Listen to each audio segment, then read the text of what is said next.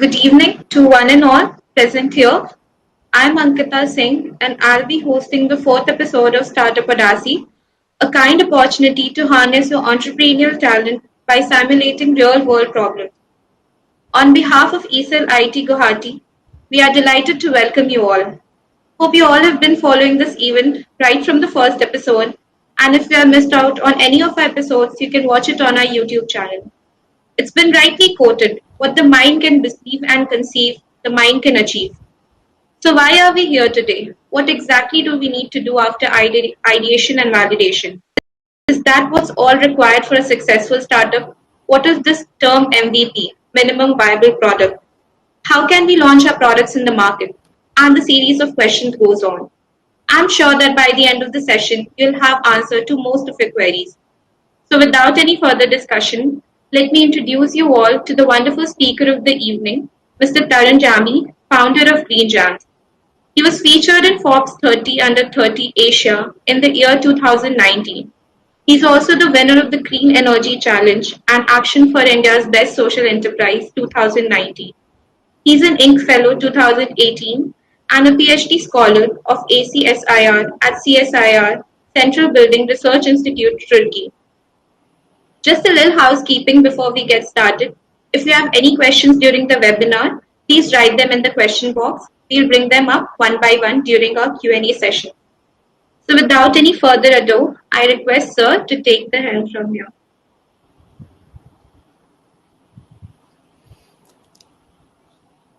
Awesome. Okay, I'm visible and audible. That's great. So, thank you so much for that very, very kind introduction, Ankita. It's actually an honor to be here today and addressing our audience. I guess I can take it off from here, and I'll just begin that with sharing my screen.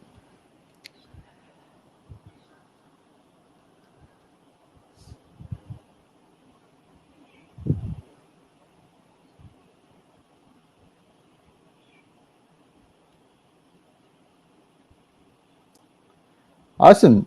So my screen is visible. Yes. Okay, brilliant.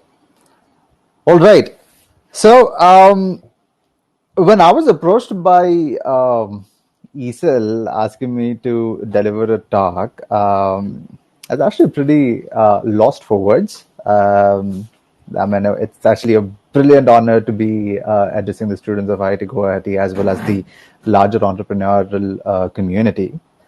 And I was also at loss trying to think what sort of on what topic I should be talking about. And that's essentially when we realize that some of the most important milestones in a founder's journey or in a startup's journey is essentially coming up with the product, the minimum viable product, and achieving a product market fit. So while these two terms might, elude a lot of people, what is true is the fact that building an MVP is rather simple, but achieving product market fit is significantly more challenging. So, and you, I mean, you wouldn't believe this, but product market fit is something that is constantly evolving and companies are grappling with on a daily basis. So it's not a one-time thing and it's a continuous journey. And that is essentially where and what I want to be throwing some light on. From my limited experience, of course, I'm not going to say that I'll answer all of your questions, but I'm going to try my best to put things in perspective and let you know how you develop a minimum viable product and take it to a stage where it is validated and you have a product market fit. So, but before we begin, I essentially want to do a quiz. I request you all to go to menti.com and insert this particular code.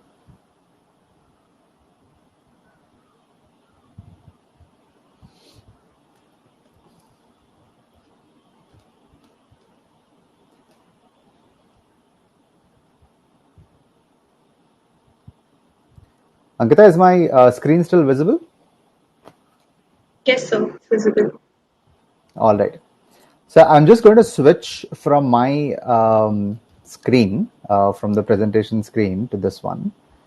And let us see if that is going to work.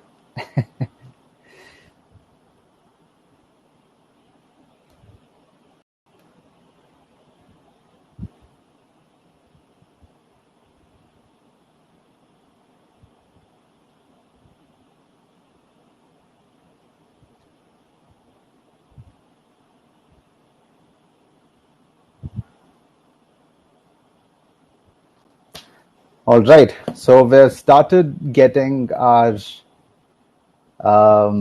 responses. I'm just going to give it a few more minutes. 4 people have responded. Okay, so that's a total of 6. Let's see what's happening. So let's try and keep this interactive, guys. I essentially want all of you to participate in this. Please do use the code. Go to menti.com and use the code and put in your responses. Okay. So 3 have a startup idea, 4 do not. All right. Do we have any more responses?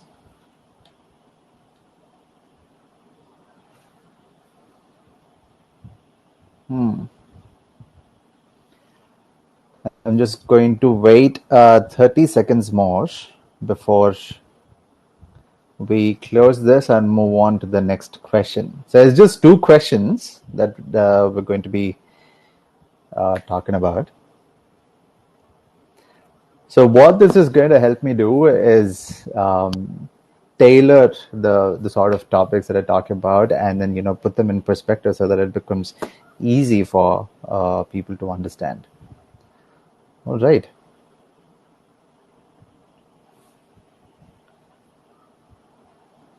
So we have about 14 responses.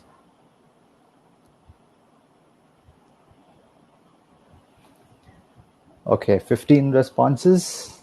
About it's a pretty uneven split, huh? About 5 people have a startup idea, 6 people have a startup idea now, and another 10 do not. All right, I'm going to give this another 10 seconds more. That 17 people have a startup idea. Well, if you do have a startup idea, then this next question should actually be easy for you to answer. So I'm actually just looking for, I guess, 7 ideas. What is your startup idea?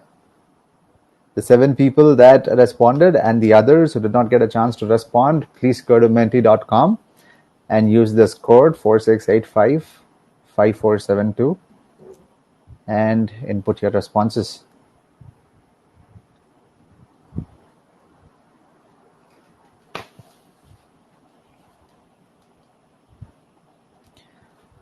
Bring it in. Bring it in. I'll wait another 30 seconds.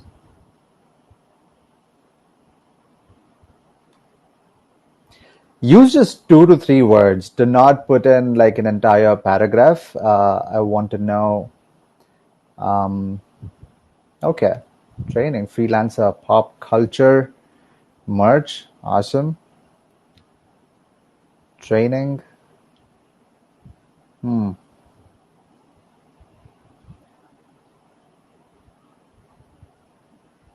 Social. Interesting. Well, a startup cannot be a startup idea. All right. Electronics, media.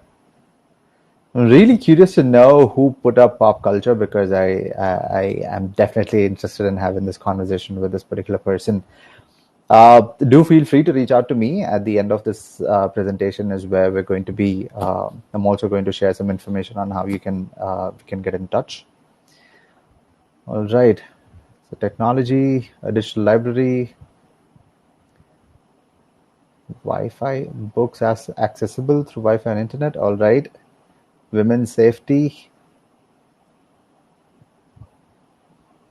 stock. Okay. Very interesting. What do we have now? An online repair shop, fintech. Okay. Okay. Recycling, tourism, gifts, freelancing. Quite a few interview and evaluation. All right. So it's a pretty mixed bag. And I can see that there are quite a lot of kinds of startups that are coming in, some of which are consumer related, and a lot of it is related to apps and softwares, right? Essentially tech related startups, startup ideas. So that's awesome then. We shall move on now and then get on with the rest of the presentation.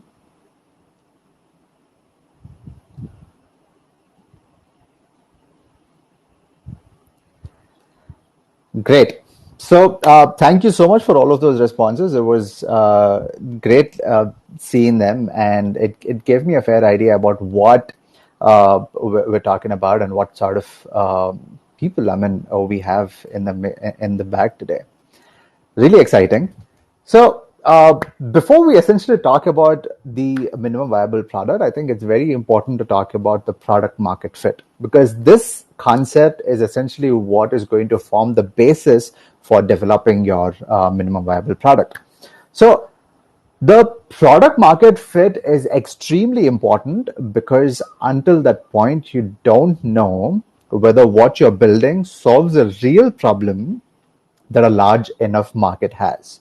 So here's an adage that is very, very interesting, and something that you should always keep in mind. The size of your paycheck is always going to be proportionate to the size of the problem that you solve. So you do not always go into the market from the product's lens, but you always go to the product from the market's lens. So if you do not actually achieve a product market fit, you could be spending a lot of money, a lot of resources, and a lot of time building something that the market does not want, that people do not want. So it is very important to essentially develop a product that the market wants, instead of developing the product and then force fitting it into the market's perspective. The best of the best people have done this and have failed. In fact, Bill Gates is one of those people who essentially developed a product and tried to fit it to the market and failed miserably back in the year 2000. We're also going to be talking about that in the future slides. So Mark Andreessen is an American investor who essentially and a tech entrepreneur. This guy was actually is popular for being the co-author of the first ever most widely used web browser called Mosaic. So he essentially came with this phrase, and he tried to show what product market fit is in a nutshell.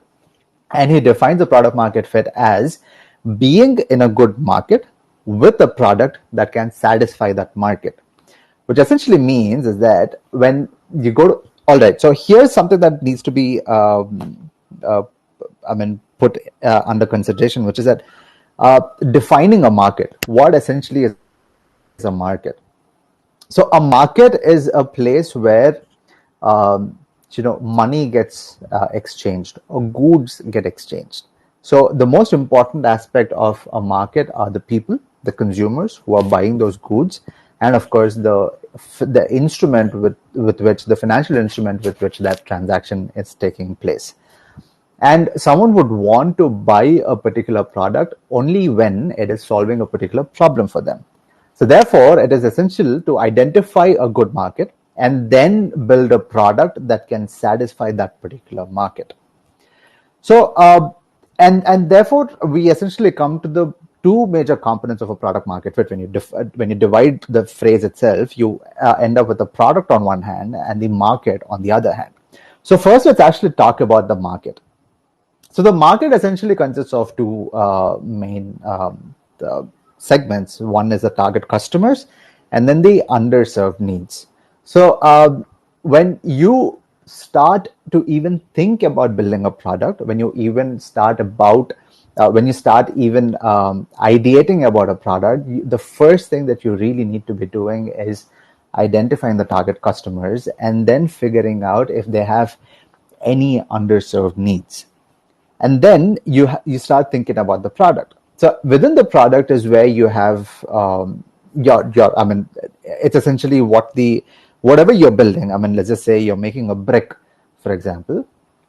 The brick is actually you already have different kinds of bricks in the market. So if you want to be introducing a new brick to the market, you have to define a particular value proposition which correlates to the underserved needs that your target customers are going to have.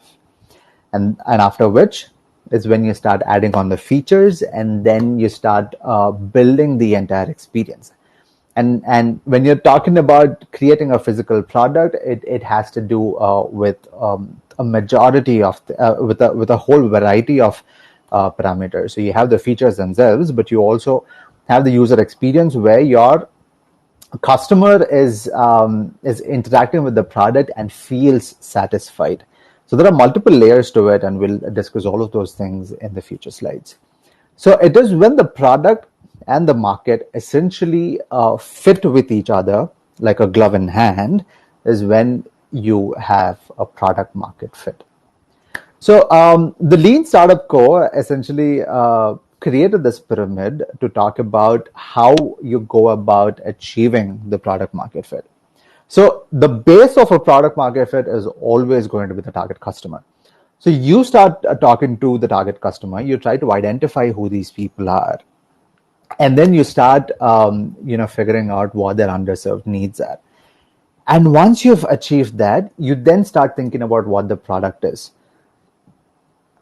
And then after when you essentially create this particular product, and then when it is satisfying those underserved needs perfectly, is when you say that you have a product market fit. And how do you achieve it? And this is where it begins. The step one to achieving a product market fit, and then getting your product out in the market and ringing those cash registers. So the first thing that you do is identify your target customer, right? And these people could be any set of people. They could be cafe goers, they could be movie goers, they could be commuters, they could be builders, tailors, teachers, janitors, and so on.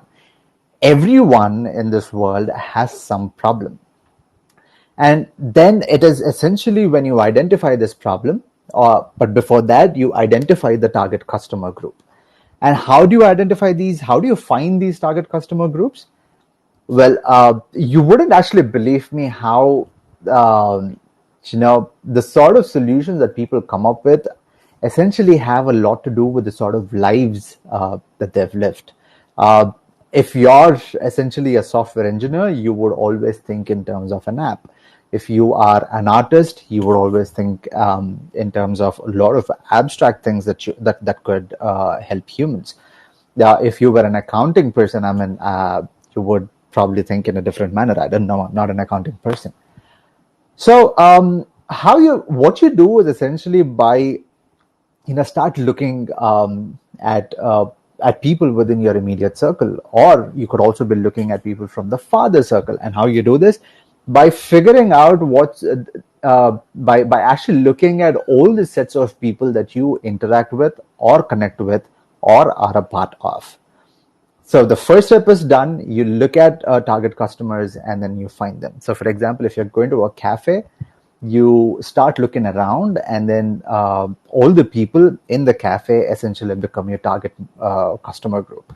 You go to a movie, and then you see people standing in the line at the box office. Those guys become your target customers. The same way, you go to any city, there's a lot of construction happening, and then everyone who's essentially doing that sort of a construction or is involved in investing or making that construction happen essentially becomes your target customer group again. And then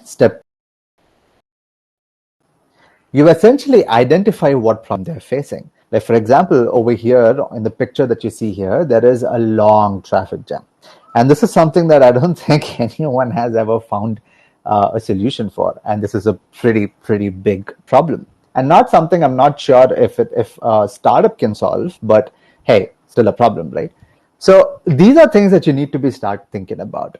Identify what a problem there is. I mean, is it uncomfortable seating inside the cafe? Are there extremely long lines at the movies? Are the taxi drivers unruly? I mean, are they rude? They do not follow instructions, or do not take the shortest route possible? Or is even music expensive because of which you cannot have a large library as say you would want to? So these are essentially problems that a lot of these existing companies, a lot of these existing unicorns have identified and figured out right from the uh, possible get-go. So and how does someone even identify a problem? And this is where these qualities essentially come into play. You need to be curious. You really need to be curious. You need to have the curiosity of a child. A childlike mind is actually going to take you very far. You have to be curious about everything, and then you also have to be really aware. So let's just say that you're going to a cafe, and then you're given a chair, and then you sit in it, and then you actually also start thinking about stuff like that. I mean, are other people uncomfortable in the chairs? Is it just you, or is it more all the others who are there with you in the cafe who are feeling uncomfortable as well? And then you should really care for the needs of the target customers that you're looking to serve. And then you start looking at what the current solution is and if it is efficient enough or not. And then once you've identified what this problem is, you start talking to your customers. So again, as I mentioned earlier, in step 3, you're essentially talking about when you come up with a solution, when you're trying to build a solution, you always look through the lens of the lives that you've lived. So for example, I mean, your background plays an extremely important role in the solution that you build. So I am a civil engineer, and for me, I would always think in terms of a physical product. Say someone who is an electronics engineer or a computer science engineer, they would start thinking maybe in terms of a software or maybe an app. And if you have a business grad, maybe they would start thinking in terms of a service or maybe a marketplace, or it could be anything, right? So that's essentially how you build an MVP. And I'll actually talk about what the MVP is a little later. So how you build an MVP is you draw down on your skills. You take a good hard look at what your skills and your expertise or your experience is, and then you say, okay, so this is essentially what I have. This is essentially what I can do. But to actually make it better, I'm going to need more people to come in. But before you invest the time and money, or you actually ask someone else to invest their own time and money on the product that you're building, it is important for you to come up with the best possible product that you can come up with without all the features. So gather all the relevant resources and make a bare minimum product. So when you look at this tool over here in the picture right here, it is bare minimum. It does exactly what it is supposed to be doing. You could add a lot of features to it. You could make it look fancy. You could make it look you could probably make it do a lot many other things. You could maybe convert it. You could maybe make it a convertible chair or a table or a billion other things you could make this tool do. But what it's important to do is to create that bare minimum tool. Essentially, this is the most the dirtiest product that I can create at this point, which essentially has the bare minimum features. It does not even need to function continuously. So so it could possibly be a wireframe. It could probably be a mock-up of a software. It could maybe even be a render of the physical product that you want to create. And then, or maybe it could also be a feature list of all the things that you want to bring in. And then what you do is you take this MVP and then you start validating it with a few target customers. So remember how when you're identifying the problem, you're also talking to your target customers. Essentially, keep in contact with these guys. You take this minimum viable product that you have developed, and then you show it to these few target customers, and you ask them if it is working or not. And here is where you're actually achieving a very, very important milestone in the problem market fit, which is your problem solution fit. So, from these first three steps, you essentially have three things with you right now. You have a target customer group, number one. You have you've identified a particular problem, and number three is when you've come up with a solution. But is that is that all there is? Are you sure that this is essentially what you need to be doing to achieve a product market fit? Well, no. So once you've actually come up with a problem, you need to essentially come up with all the assumptions that you've created about that particular problem. And then what you do is you eliminate each of those riskiest assumptions possible by talking to the customers, by asking them if this is actually the problem that they're facing. So, for example, when Uber or Ola essentially came into the market, they assumed that commuters are anxious about getting a cab because cab hailing in India is a major hassle. They also thought that everyone uses smartphones and that they're savvy with using the apps. They also assumed that people want standardized rates, and that customers also want to be able to schedule rides ahead of them actually taking the ride and so on, which was actually not possible with your traditional cab service. You would have to find someone, you would have to build a rapport with that particular cab driver, and then you're going to have to give him a call and say, hey, this is the time that I want to go, and then you have to come in. And this kind of a service used to come at a huge cost, right? So, and essentially it is these assumptions that they eliminated by speaking to the customers. So the when that they asked them, are you anxious about getting a cab? And when they said yes, they ticked it off. Do you use smartphones? They went and asked a sizable group of people if they use smartphones and if they were comfortable using multiple apps on the smartphones. Tick. People want standardized rates? Yes, of course. And people also want heavily subsidized rates, and they also want to make sure that they're not spending a lot of money on the cab rides. Tick.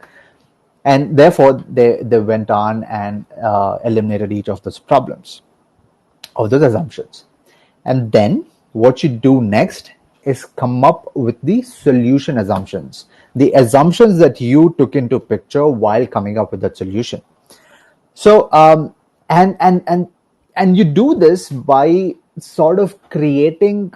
So once you know that your problem, you've zeroed in onto your problem. You know what the exact problem is. So now you also know.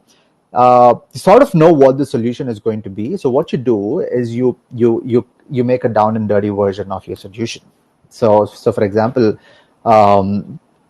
if it is for Uber, then you would essentially create a wireframe or a dummy app, even with no code tools that are available these days, and then you send it across to your target customers. You ask them to download it, or you just give them the device and say, hey, this is essentially the app and this is what you can do. Would you want to interact with it for a few days and let me know if you like it or not? And these are essentially your beta customers, right? Your beta testers, or the early adopters is essentially the technical word for these kind of people, essentially, who are the ones who look at this particular solution and get excited by it, right? So for example, there is these smartphone enthusiasts that existed a couple of years ago, almost a decade ago, who were really excited about installing all of these apps and trying them out. So these guys were the early adopters for these kind of solutions, which actually added value to their everyday lives. And therefore, your MVP is going to be a dummy app, maybe a mock-up or a wireframe, or even renders of the physical product, or just some prototypes of a physical product which need not do the exact things that it had to do at the end of in its fully final version. Like, for example, if your developing a cosmetic product where normally in the FMCG or the consumer space or the cosmetics industry, the packaging has to be spot on. But you don't need to do that.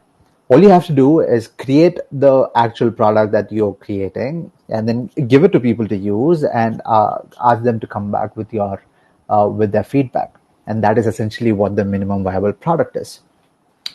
And after which, then you start trying to understand or measure the metrics at which, which is actually going to give you an indication of if your customers are liking it or not. So some of these indicator examples are that, so for example, if it is a dummy app, maybe someone's trying to reach the payment page, or maybe someone's clicking on the no more button, and they're really interested in knowing more about this part, and if they could actually take some action towards, the final desirable output that you want from that particular app. And then maybe you're also getting a lot of inquiries. So you essentially find one KPI, one key performance indicator, and then you figure out if your the target customers are liking your product or not. And once you've achieved both of these is when you have the problem solution fit. And from here on is where you have the uphill task of actually testing your solution, right? So you've built the MVP. Now you start adding some features to it. Now you start making it a product that actually works in real life scenario. So once you have the basic MVP, next you have the actual final the prototype. You're actually coming up with the pilot, essentially. So here is where you have the more uphill task of getting feedback from your customers, measuring user retention, measuring engagement, measuring inquiries. You also get to see if people are speaking about telling each other about your product or not. And this is essentially going to give you more confidence that your product actually works and that people are actually excited about what you have built and that you are going to have a particular piece of the market, right? And how do you test this solution? You start making sales pitches. You start converting your, you start selling your product. The pilot that you've created, you start producing it and you start selling it. And then after you make those sales pitches is when you're also going to understand how many of those sales have converted, how many people are buying it. And then you also start gathering various pieces of information with regards to different KPIs that you've set for yourself. And KPIs are extremely important because numbers are all important. It is at the end of the day, it is a numbers game. At the end of the day, you want to make money and you have to also figure out where your product sits or fits within that particular market and how much of that market it is satisfying. So, but at this point, because you're also only within your first early prototypes, or you've just finished crossed the minimum viable product stage, it is also important for you to track your user wish list. So, for example, you had something like Uber Eats, right? So Uber already was a successful cab aggregator. And then people were like, hey, man, I just wish I had Uber delivering food for me as well, instead of me having to take an Uber, go to the restaurant, get my food, and then come back home. And these are things that, you have to keep listening to. So someone at some point is actually your customers yourself are going to tell you how you can make your product better. So it's always important to keep a track of your user wish list and then also have the ability to figure out which of those features in the wish list that you're going to incorporate in your product. And I'm actually going to talk a little bit more about which team is going to be responsible for what aspects of your product market fit, right? So now you've finished the MVP. Now you've also crossed the pilot stage. Now you start growing. So now what you do is you start thinking about the user experience. Now you start thinking about that final packaging. Then you also start thinking about the final features. Now you're going to also start thinking about, hey, this was the main product. Now what can I do to make this look more attractive? What do I do to make this become more mainstream, more upmarket, or whatever the end goal that you have? And then you start also incorporating improvements. So remember how there was success within after the MVP stage in step 4, where people were actually getting excited about your product, and then they were actually looking at buying it. Here you replicate it and you make it grow, you multiply it, right? So, and then how are you going to build that final product? So from the previous step where you've gathered the user wish list, you start actually filtering it down. You start filtering down the feedback, and then you start creating your own repository of the feature list that you want to incorporate into your final product. And then you start improving the user experience, you fit out the final features, and then you continue testing, because it's a constant journey, right? It's not stop here.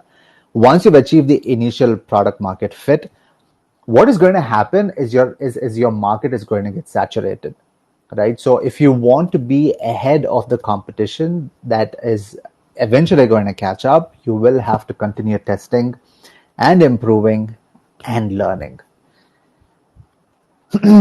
So as I mentioned, the product market fit, it's a continuous process. It does not stop here. You have an MVP now, you have the final product, but that final product just has to keep getting better. At some point, people are going to be done with whatever that you're offering. They would want something more. And you have to be the first person to be offering it, because you were the early mover, because you had the first mover advantage, because you already have a loyal customer base who's actually telling you everything that you want to know. You're also in the best position possible to actually develop the next iteration of the product that is going to become a logical evolution of what you have. So but anyway, coming back into how do you keep testing your product market fit? It has to pass the 40% rule, which means that 40% of your customers cannot live without your product, and they love it absolutely. And they want more and more of it. And then you make sure that the timing is right. So Bill Gates launched the Microsoft tablet back in 2000, but it was only in 2010 when iPad exploded. Steve Jobs brought an iPad, and then it just literally exploded, right? What changed? How much does 5 to 10 years matter, right? So it does. And therefore, you have to make sure that your market is actually ready to embrace the product that you have created. A lot of things did not fall in place for Microsoft tablet. I mean, those guys did not essentially create a product that the customer wanted, and the customer was not willing to spend so much money on a tablet computer, and they just did not need it at that point of time, right? It wasn't a consumer product, and therefore Steve Jobs was more successful. And the third metric is that people are spreading the word. They are your customers are actually telling their friends about your product, and then those guys are telling their friends about the product, and then it's essentially becoming viral, right? And the fourth metric is you identify one key performance indicator for yourself, and then you start measuring it. And once you see that these KPIs are exploding, or they're growing, or at least there is some sort of progression or improvement, it basically means that you've achieved your product market fit. So there are actually 4 quadrants to a product market fit, right? And then it is essentially all credits to Adam Fisher, by the way, from BVP. He's an Israeli-American investor. And then he essentially came up with this concept of, putting the product market fit in 4 quadrants, and then, measuring it in a Cartesian plane. So on the x-axis is the depth of customer engagement, and on the y-axis is the vision for the company. And what this particular graph explains, what these 4 quadrants essentially are trying to explain, is that So if your company, if you're focused only on the product, you're in the self-deception stage, which essentially means that the people who essentially developed the product were not listening to the customer, right? The customer engagement was very poor. They were just talking to themselves. And you often build products that do not essentially have any vision, because that essentially because it is very company centric, and it does not solve any purpose. I mean, there is nothing that is essentially there's no story behind it. There's no customer feedback. It's just some product that was created by the company for its own joy, but it's not going anywhere. And then you have on the y-axis where you have a very compelling vision. You have an amazing story. The story is so magnificent that investors want to put in money, media wants to talk about you, and everyone else wants to talk about you. But you do not essentially have the years of your or you're actually not listening to your customers, right? So you have an amazing story and everything, but then if your product is not satisfying a need, or it is not a solution to a particular problem in the market, then you haven't really achieved product market fit.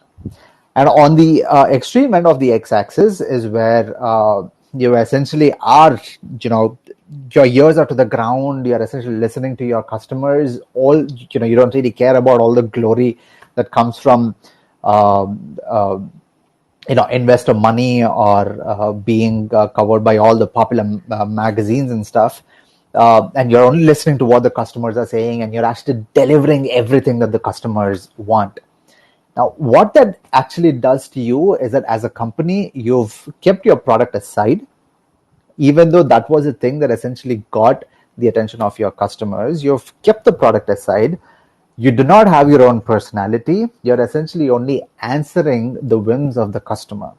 And therefore, you end up straying from your own product and lose your identity as a company, or even as a product. But it is when all of these things come together, right? You have a compelling vision. It's an amazing story. You've also developed a brilliant product while listening to the customers. On one hand, is when you essentially have created a product market fit. So these are essentially the teams which help you achieve the product market fit. When the engineering team alone is working, these guys are the sort of people, I'm an engineer. So engineers are the sort of people who are very, very happy doing their own thing, essentially creating a product which no one wants to pay for, and we are very happy. But if the sales team is driving the company, then you start being revenue centric. And if the marketing team is driving the company, then you have a sexy story. I mean, you're the poster boy for the industry. And it is essentially when the product team is driving the company, which essentially is feeding to the marketing team, is feeding to the sales team, is feeding to the engineering team, is when you are sure to essentially have a product market fit. So here are some examples of excellent product market fit. So let's take the case of Uber, right? When Uber essentially came out, it first started in San Francisco. I'm actually forgetting the year. The market at that point of time, Uber essentially addresses the it's a taxi aggregator service. I'm sure all of us know, right? So at that point of time, the taxi system in San Francisco was outdated and underutilized and expensive. The taxi hailing mechanism was pretty cumbersome, and people started using smartphones a lot. And smartphone functionality started getting better. Google had its own APIs. All the operating systems were able to offer a significantly better developer experience. So developers were able to create better services and apps and products for the smartphone.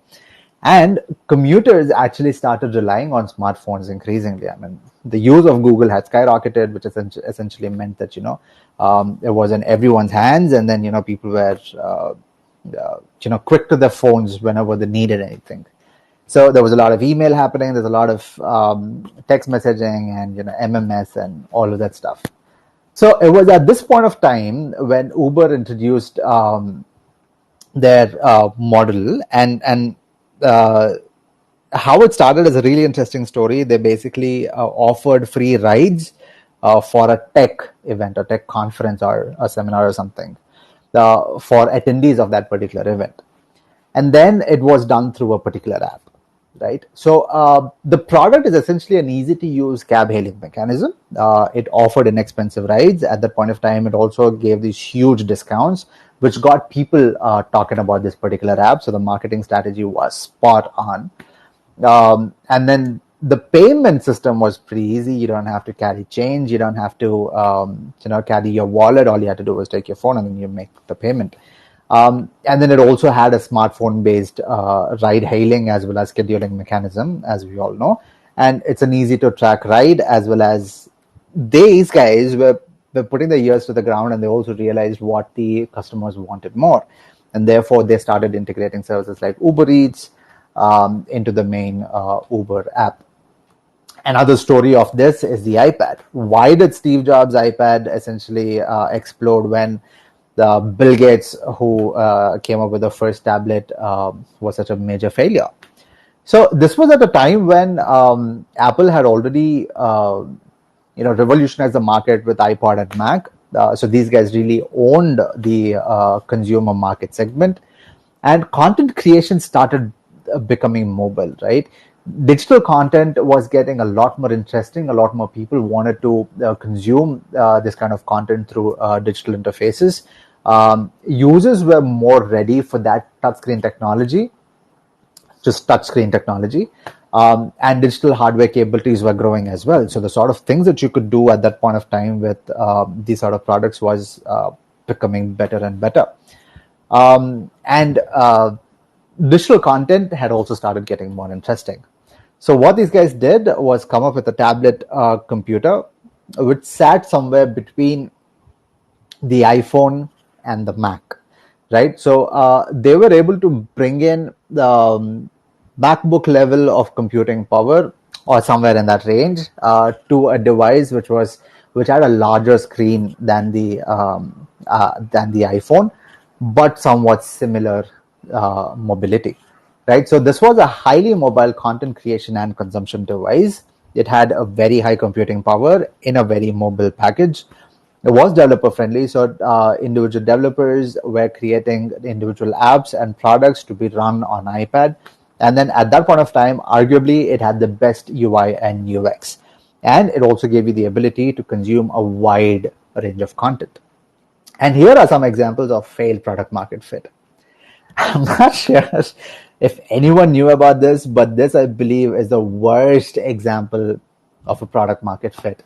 So this was Twitter's peak. And this was a single-use device that essentially was created so that you could read and post your own tweets and do nothing else.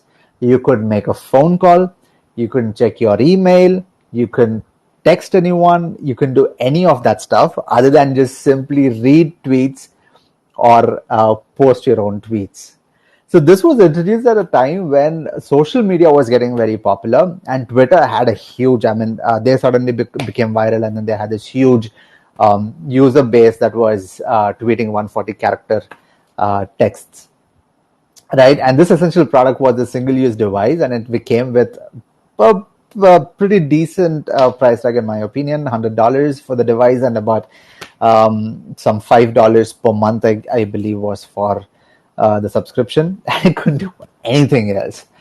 It was launched, and at that point in time, your smartphones weren't as good as they are now, right? So it wasn't all that crazy, but had they just introduced a little bit more functionalities, maybe your Twitter peak might have had better luck, I guess. But it was one of the worst products ever created. And then you have the tablet PC that was created by Microsoft. So at that point in time, markets were becoming extremely personal computers were becoming extremely popular in the market. Microsoft was the largest operating system provider already. Windows XP was a runaway hit. Customers wanted more powerful hardware and software, and laptops were just everywhere, right? So, and that's when Bill Gates thought that, hey, why not we come up with a device which is like a tablet and could give you the computing power of a regular desktop or even a laptop and the full functionality of Windows XP, right? So, I mean, these guys were just so happy about it. In the press release, you could see that they were really, really proud of what they created. They were also boasting about how you could run AutoCAD on this device, and they were literally trying to replace your regular computers with this particular device. So back then, the Microsoft tablet essentially was stylus heavy. You couldn't do much without this particular stylus, so that sort of made things cumbersome. And then it also obviously came with this huge price tag. These things were supposed to be over 2,000 US dollars. So it obviously was not something that the market wanted. I mean, people are happy with the laptops, right?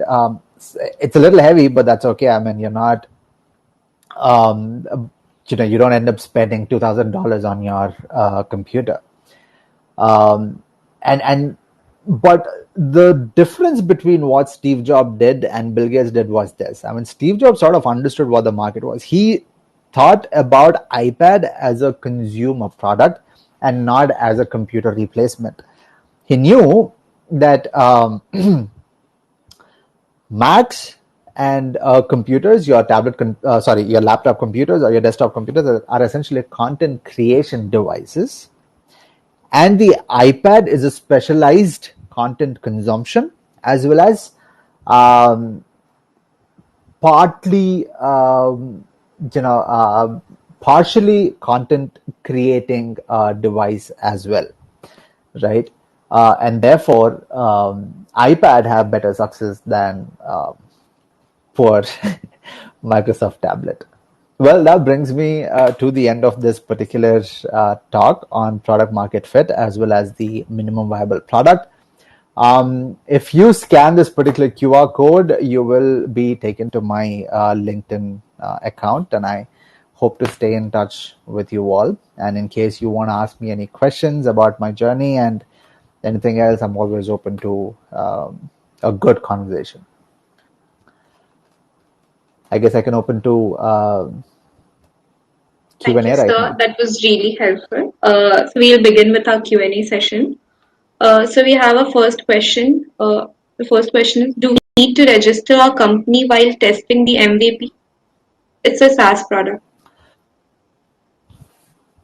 For a SaaS product, no, definitely not. You do not need to register a company. You have to do everything in your power to make sure that you're not spending any resources of your own, other than the fact that you've created your product and then you're just trying to test it. That's it.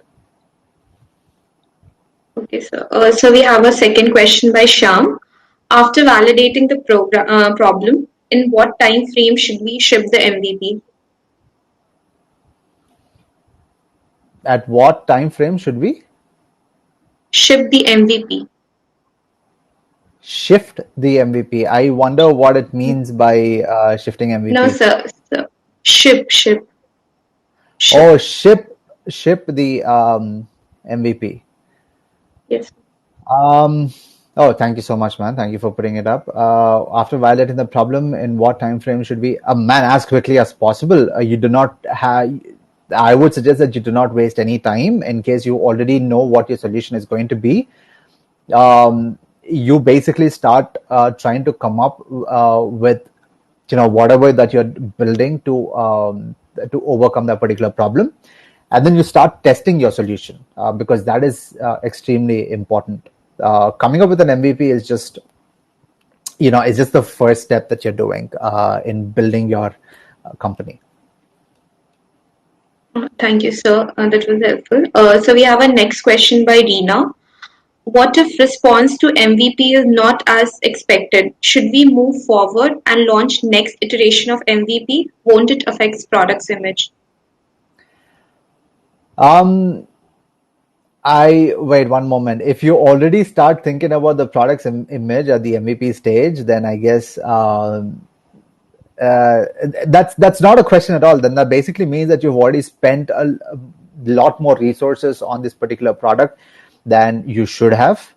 So product's image is not going to get affected if if you're not getting the sort of response that you want to get for your MVP, then that basically means that you have to either scrap the idea or you come up with modifications or iterations that is going to make your MVP better and fit the problem statement perfectly, as well as get the right sort of responses from the customers. So there's only this step one, right? This is only after getting your initial product market fit is when you would be able to even come up with better versions of the product. So, thank you, sir. That was really insightful. So there's a next question by Arjun. How can I judge my MVP? What marks it as good or bad? Man, I just covered multiple slides on that. So you're basically taking your MVP to a select set of target customers. You're not taking it to the entire market. You essentially, so these are always going to be the people who told you what the problem was, who essentially validated the problem for you. This particular test group, the target customer group, and then you again take your MVP, your solution to them, and you ask them if this is something that you had in mind, and if this is something that is going to work as a final product. And if and then you also start thinking about what sort of so you yourself have to be coming up with a particular indicator, essentially a performance indicator, which is going to measure if your MVP is working or not. And if you're getting that kind of a response from your customers, then that basically means that you have a good MVP. If they say that, hey, I don't like it at all, then you have a bad MVP. But here's the thing: customers are never going to say that it's very bad, because it's human nature to essentially tell each other only the good stuff. No one's going to tell you the bad stuff. So it is actually important for you, therefore, to measure it using your own performance indicator, which is essentially going to tell you if your product is going to push forward or not. I'm happy to take this discussion offline and then actually help you work out the MVP problem in case you have one. Oh, thank you, sir. So it seems we have covered all of our questions. So is there anything you would like to cover before a final wrap up? No, not really. I'm pretty surprised that there were just few questions. This is a topic that always gets the most number of questions. But in case, I've already shown my LinkedIn coordinates. In case anyone wants to ask more questions, you're always welcome to drop in and say hi on LinkedIn. Great. Thank you, sir. Thank you, everyone. We appreciate you being here. Thank you, sir, once again for such an enlightening and insightful presentation. We hope all of you had a great time and a lot to take from today's session. Hoping to see you all in the next episode of Startup Odyssey, which is on 26 June. So